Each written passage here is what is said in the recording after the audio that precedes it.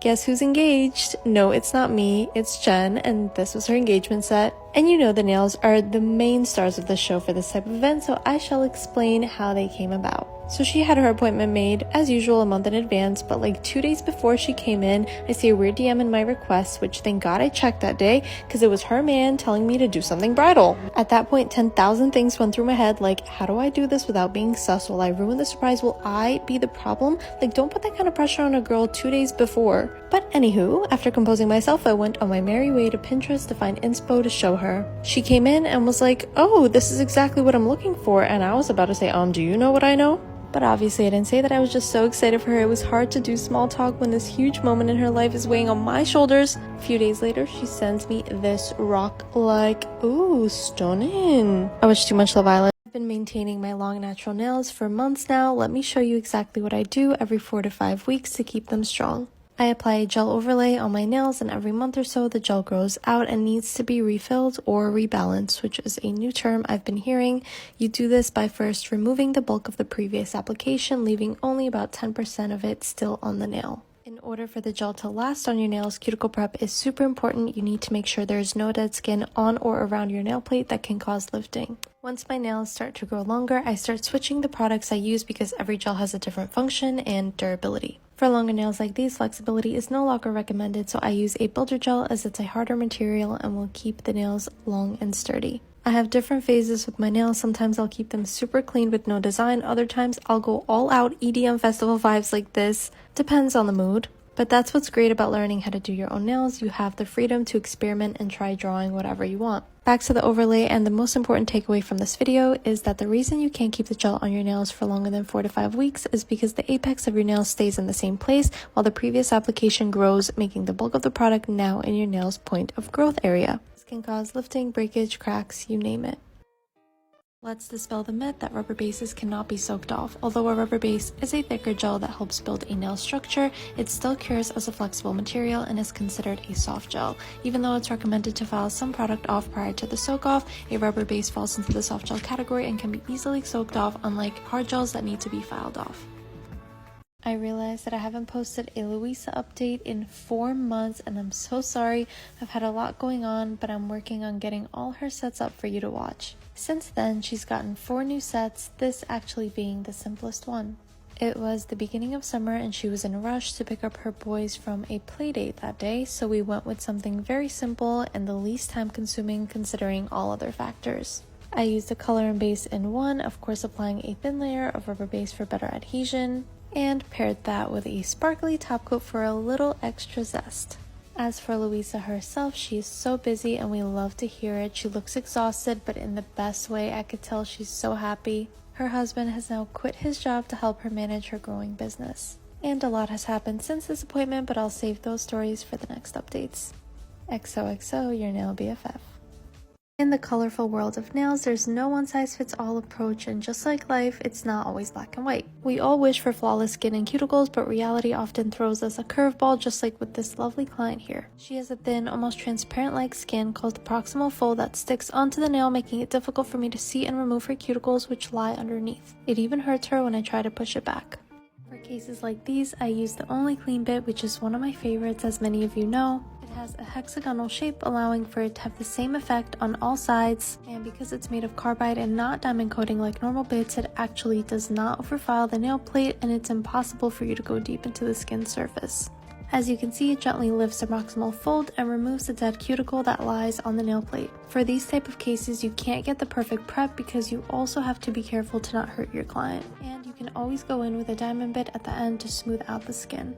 This ultra safe bit is now restocked and also available on TikTok Shop.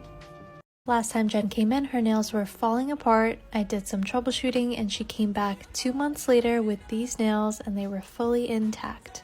Many of you asked what could have led to the lifting, how could it be prevented, and how to choose what products your nails need to make them last. Lifting can be caused by many things. Some include improper prep, over dehydration, excess oil or dust on the nail plate, product incompatibility, improper application, nail trauma, and nail flexibility. In Jen's case, it was a mixture of nail flexibility and excess oil on the nail. This is why I chose more acidic products, because products with acid, like acid primer for example, help in removing oils and moisture from the nail plate. I recommend using acidic products often because it can lead to overhydration, which I mentioned earlier also leads to lifting. So you definitely need to strike a balance, and this comes with experience, but also find products that have STS sheets and do testing on your own.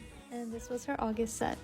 This is what happens when you keep your gel overlay on for over 2 months. They may look perfectly intact on the outside, but after removing the product, you can clearly see 3 of her nails have cracked either by the free edge or at the points of growth. These cases call for repair, and I like using polygel for cracks like this. For this, you need a brush, sip solution, and of course polygel, which this beetle kit all comes with. In order for the polygel to hold, it's best to remove the piece of broken corner and rebuild it. And if you've been watching my videos, you know that I'm a grainy polygel girly, and this was not it. It was sticky and hard to use, and I was really disappointed until something in my brain told me to try the other colors. Look at that.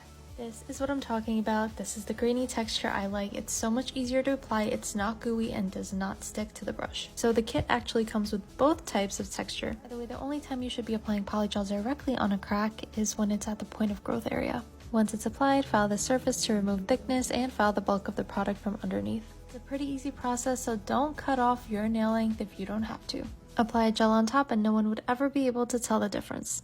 Yes, everyone has a proximal fold, but it being painful is not normal. It also should not be painful to push back, but I can provide you with the facts and you can decide for yourself. First, some nail anatomy. We will focus on 3 terms: the proximal nail fold, eponychium, and cuticle, which are all interconnected. The cuticle is that flaky dead skin that lies on the nail plate. Here is a good visual example and how it's easily removed. The eponychium is the skin that people mistake with the cuticle and is this layer of skin that lies on the nail, which is an extension of the stratum corneum from the proximal fold. And with this client, it's very hard to tell the difference because the cuticle actually lies underneath her eponychium because it sticks onto the nail. Generally, the skin should not be painful to push back, and if it is, there may be underlying reasons like skin conditions, hangnails, trauma, etc. But from a nail technician's perspective, we have to safely remove the cuticle that lies underneath for your nail enhancements to not lift. The only clean bit is the only product that has worked for me in doing exactly that. And yes, soaking does work to soften it, but sometimes you can remove more skin than needed. I personally only work in dry techniques and soak in rare cases, this not being one of them. And for reference, these are her other nails. You can clearly see the cuticle, you can see the eponychium and proximal fold are not sticking aggressively on the nail,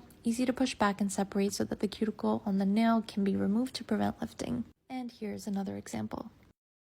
Chelsea called me 2 weeks after her appointment in a panic, saying her nail split in half while playing tennis. She plays to de-stress sometimes. This happened to be on my day off, but I told her to rush on over because we accommodate here. So on the surface it looks like only the builder gel cracked, but after removing the gel you can clearly see the nail full on cracked diagonally. This can happen with severe nail trauma, and honestly the builder gel saved her.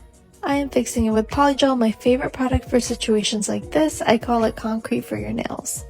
Applying that generously on the entire nail, then filing the natural nail from underneath. This is key because we need the polygel to act like the natural nail now. After that, it's safe to file. There's no longer any pain, crack, be gone. And now I'm strengthening her nails with the same color builder she had on previously. This was a quick fix to last her another 2 weeks, so the nail needed additional strength. Bottom line, protect your nails, they're your investment, but also don't let the length of your nails dictate what you can and cannot do. Like, do your thing, Chelsea slays always. Many of you told me not to cut my nails to prove the internet anything, but I did anyway to show you how I grow them. It's been a month, so here's an update. My nails did have some wear and tear, and this can be caused by a few things. The first is the quality of the product. This was a sample because I test everything before selling it, and clearly it wasn't the best. Another reason is because I chose a square shape, and because my nails tend to curve inward as they grow, a square is more likely to chip on the corners, which is why today I'm switching to almond, and this is where my nails start to flourish. Switch to any rounded shape if you have problems with retention. You'll thank me later. Every month or so I do a refill, and the key is to leave some of the previous rubber base I applied last month on the nail. This helps the natural nails keep their strength, 1 because your bit does not get close to the nail, and 2 because you're not constantly soaking in acetone, which is known to make your nails weaker over time. You'll see that as my nails grow, I start switching up the products because different gels have different functionality. Oh yeah, this base was a fail. If you see this happening, just toss the product. But for short nails like this, a rubber base is necessary due to its flexibility. At this length, you need your base to bend with your nail to not cause breakage. Being that this is my dominant hand, any nail art is difficult for me, but I drew on some shaky French and figured I can't screw up flowers with blooming gel. My goal was to draw 5 dots, the gel does the rest, and it turned out quite nice. If you want a dominant hand-friendly design, this is it, minus the French obviously. I shall be back in a month for an update, and I'm confident that you won't see any peeled gel, cracks, or chips.